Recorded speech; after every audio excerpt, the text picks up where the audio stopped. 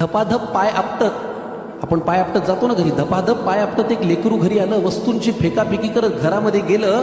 तिन्ही सांजेची वेळ, रात्र झाली नव्हती. आई अशीच देवासमोर दिवा लावित होती.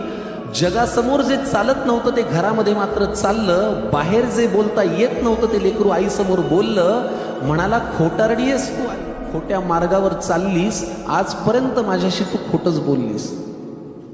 म्हणाला, खोटारडीयस तू आई, खोट्या मार्गावर चाललीस, आजपर्यंत माझ्याशी तू खोटच बोललीस. आशीर्वाद देताना काय म्हणतेस की माझं काहीच अडणार नाही आणि माझ्या बाबतीत कधीच काही वाईट मुळी घडणार नाही. आईपासून काय लपतंय तिच्या लक्षात आलं. तिने बाळाला घोटभर पाणी प्यायला दिलं. हुंदक्यांमधून वाट काढत पाणी पोटात गेलं. आई म्हणाली, आता सांग तुला काय झालं. तो म्हणाला, आता हा अनुभव आपल्याला सतत येतो. तो म्हणाला, लोक आई विचित्र झालेत फार, सतत सगळे माझ्यावरती खाऊन असतात खार. तो म्हणाला, लोक आई विचित्र झालेत फार, सतत सगळे माझ्यावरती खाऊन असतात खार. त्यांच्या त्या अशांत अस्वस्थ नजरा मला कळतात, जाणवतं मला माझ्यावरती ते खूप खूप जळतात. बरं, माझ्याविषयी माझ्याच माघारी बोलतात लोकांजवळ, मी पुढे जातोय ना माझा माझा, का पोटात यांच्या कळ.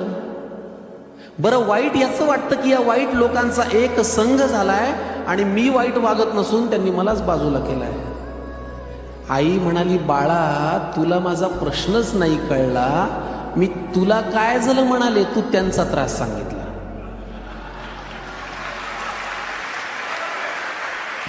आई म्हणाली, बाळा तुला माझा प्रश्नच नाही कळला. मी तुला काय झालं म्हणाले, तू त्यांचा त्रास सांगितला. सोडून दे ना तुझ्यावरती ते रुसतायत का हसतायत, कारण तुला पूर्ण करायची स्वप्न ही तुझ्याच डोळ्यांना दिसतायत.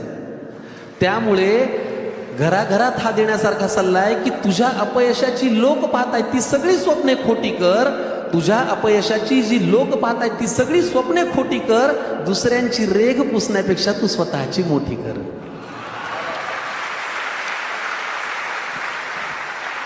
आणि हे केलंस ना तर तुझं कधीच काही अडणार नाही. आणि आई आजही तेच म्हणेल, माझ्या बाळाचं वाईट काही घडणार नाही.